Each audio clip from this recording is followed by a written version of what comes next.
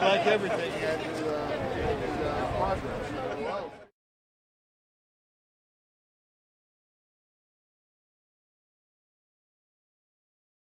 But along the frequent service bus lines, other things, we're on sidewalks. We're on city or county property, and we get to use that, and we don't get to do too much more with it.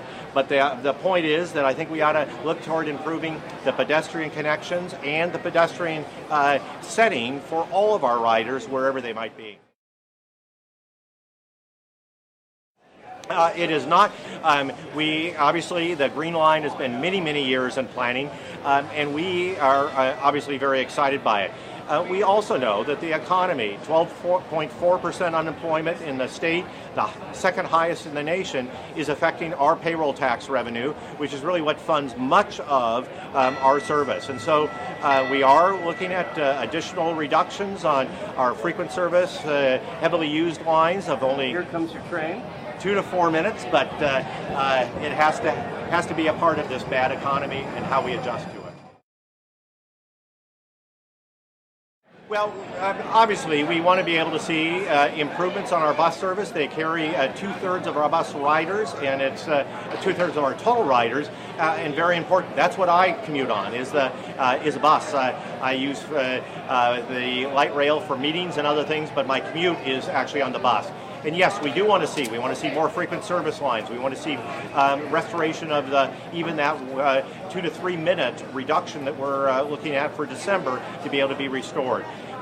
Those things are going to have to wait a stronger economy, but they are a part of what my plans are for the future of TriMet.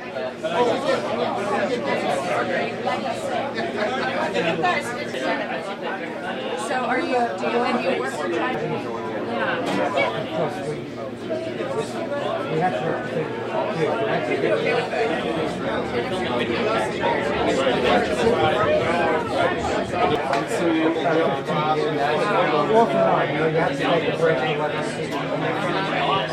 And do you have a personal stake in transit, or is it just an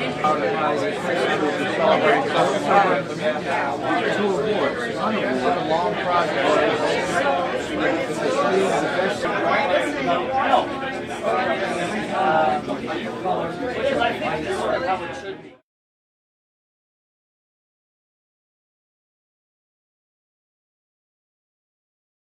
Well, not much yet, since we're just underway, but I'm hoping that by riding along today, I'll get a better idea of what we can expect in terms of service from TriMet when it comes our way. We've got a lot of learning to do between now and about 5 years from now when we finally open up, and I'm hoping this is the first step of a process to make sure that we handle it well.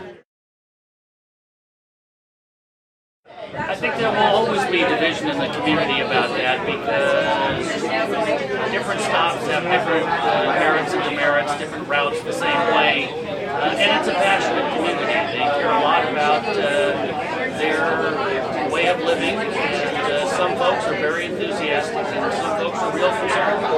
Our job on the council is to balance those as best we can.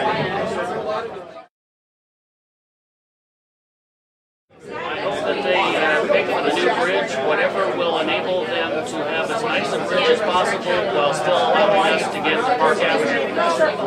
Well, if we can achieve both a signature bridge and getting to Park Avenue, that would be wonderful. But getting to Park Avenue, at least for the folks in the city of Milwaukee, is more important than having a signature bridge.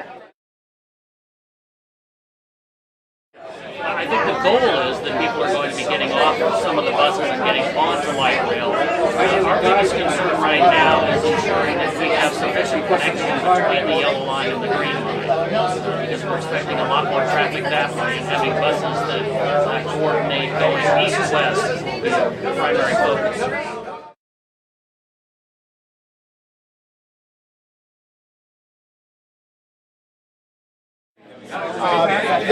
There is a huge debate going on in Washington, D.C. right now about what to do with the next transportation authorization bill, and I expect that will be shaken out sometime this summer or in the fall. We are definitely in a hole economically. It doesn't take a rocket scientist to realize that here in Oregon. The unemployment rate is over 12.5%. But it's like having a 2-foot hole, 2-foot deep hole, and the federal stimulus money is enough dirt to fill it up to make it a 1-foot deep hole. So it doesn't eliminate the hole, but it makes it more doable for state and local government to make up the difference. And these are challenging times. Well, the whole time that I've been in Congress, I've been continuous for transit, whether it's streetcars or light rail or buses in the various communities which I represent. Now, quite frankly, there's always going to be a shortage of money. It's like every other transportation you can't keep up with demand. And any place that I go in this corner of Oregon, people want more transportation, whether it's bus lines or access to rail or additional lanes and roads.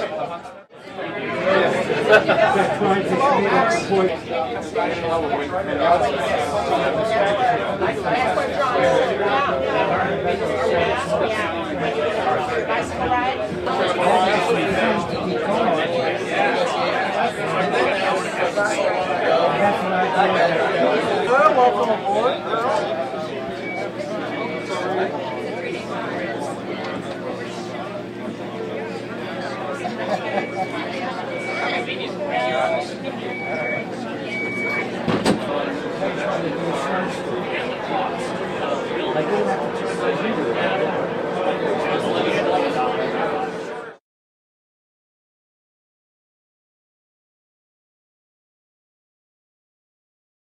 A lot of foresight, again, it shows the great benefit of long-term planning.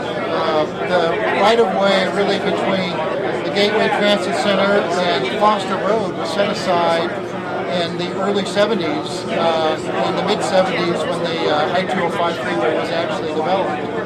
And it was actually a very long story and a long-fought battle for many of the community members in East Portland, who at the time were suspect about the freeway, but understood that it needed a transit component ultimately. It took a number of years, but it's 2009 and we're going to get full advantage of that transit lane, including, interestingly enough, a tunnel that was actually built under the freeway lanes that moved this transit way from the east side of the freeway to the west side of the freeway, and that's near the Division Street area.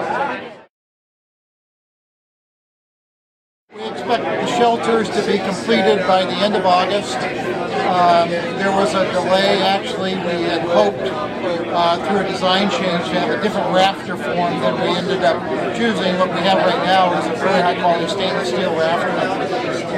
But the installation is going very fast. They're going in at a pace of about 6 a week now. So people will begin to see them, and I think they're really going to appreciate them. Not only the openness and the quality of the design, but the interesting lighting scheme that goes along with them. Well, we actually have dramatically increased the number of shelters around the system over the last 4 years, and we're going to continue to do that.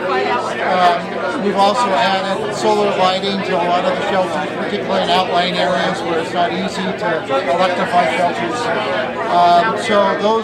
And we intend to continue to enhance and grow our frequent service network, frequent service bus network over the next years. So our focus on the bus side is service, and that's, I think, the bottom line is to make the service more frequent, more reliable, and higher quality. We're also looking at some opportunities for what we would call bus rapid transit light, which would be an opportunity to really do a much nicer job with some shelters, perhaps have prepaid fare zones, as you see in some other cities around the country.